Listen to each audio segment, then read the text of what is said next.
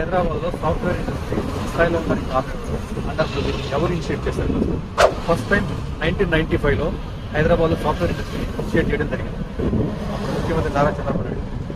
ఆ తర్వాత 1996లో దిలీషా అని ఈకో అనే మల్టీనేషనల్ కంపెనీ ఇక్కడ ఆఫీస్ ఓపెన్ చేశారు. నెక్స్ట్ చంద్రబాబు గారు సాఫ్ట్వేర్ ఇండస్ట్రీని ప్రమోట్ చేయడానికి సైబర్ టవర్స్ని ఇనిషియేట్ చేయడం కానీ సైబరాబాద్ అనే న్యూ సిటీని క్రియేట్ చేశారు. దానిలో cyber gateway, Raheja mind space, knowledge city,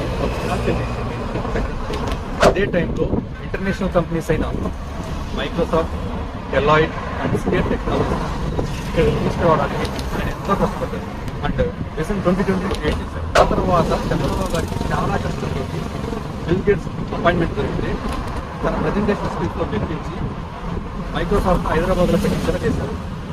ఆ టైంలో Microsoft development centre setup by Microsoft develop చేస్తారు. అదే టైంలో చంద్రబాబు గారు ఐటీ ఇండస్ట్రీని మేజర్గా పుష్ చేయడానికి ఎల్ఎన్టీతో కొలాబరేట్ అయ్యి ఏపీఐసి అనే పాలసీ మేకర్తో special economic zone Hyderabad information technology and engineering consultancy సిటీని క్రియేట్ చేశారు.